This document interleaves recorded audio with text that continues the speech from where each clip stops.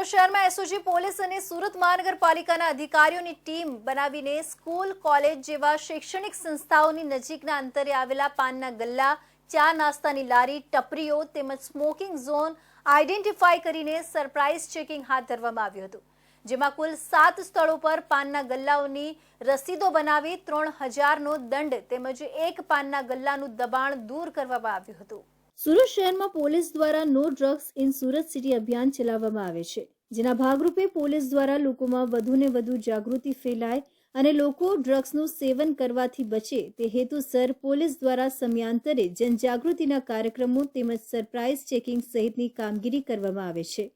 દરમિયાન સુરત શહેર વિસ્તારમાં પ્રચલિત એવા સ્કૂલ, કોલેજ જેવા શૈક્ષણિક સંસ્થાઓની નજીકના અંતરે આવેલા પાનના ગલ્લા, ચાની લારી, ટપરીઓ તેમજ સ્મોકિંગ ઝોન આઈડેન્ટિફાઈ કરી સુરત એસઓજી પોલીસની ટીમ કે જેમાં ડીસીપી, 2 પીઆઈ તેમજ 4 પીએસઆઈ સહિત 40 પોલીસ કર્મીની ટીમ અને મનપાના આરોગ્ય વિભાગના અધિકારી, ચીફ સેનેટરી ઇન્સ્પેક્ટર તેમજ એસઆઈ કક્ષાના એક અધિકારી તેમજ 12 જેટલા કર્મચારીઓની અલગ અલગ ટીમો બનાવવામાં આવી હતી।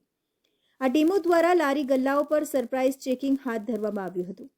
દરમિયાન તમાકુ નિયંત્રણ અધિનિયમ 2003ની કડકાઈથી અમલવારી કરવાના હેતુસર કુલ 7 સ્થળો પર પાનના ગલ્લાઓની રસીદો બનાવી ₹3000નો રોકડ સ્થળ દંડ વસૂલવામાં આવ્યો હતો। તેમજ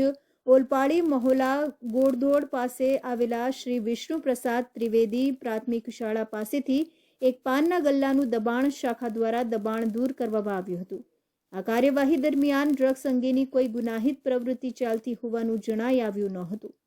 ડ્રગ્સના આ દૂષણને નેસ્ત નાબૂદ કરવાના મક્કમ ઇરાદા સાથે તેમજ ગેરકાયદે તમાકુ તથા તેની બનાવટોના વેચાણને નિયંત્રિત કરી યુવાધન ધૂમ્રપાનના તેમજ તમાકુના વ્યસનથી દૂર રહે તે હેતુસર અસરકારક સરપ્રાઇઝ ચેકિંગ હાથ ધરી રેડો કરવામાં આવી હતી।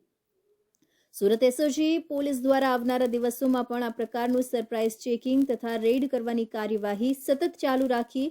કોઈ ગેરકાયદેસરની પ્રવૃત્તિ થતી હોવાનું જણાઈ આવ્યાથી કાયદેસરની કાર્યવાહી હાથ ધરવામાં આવશે।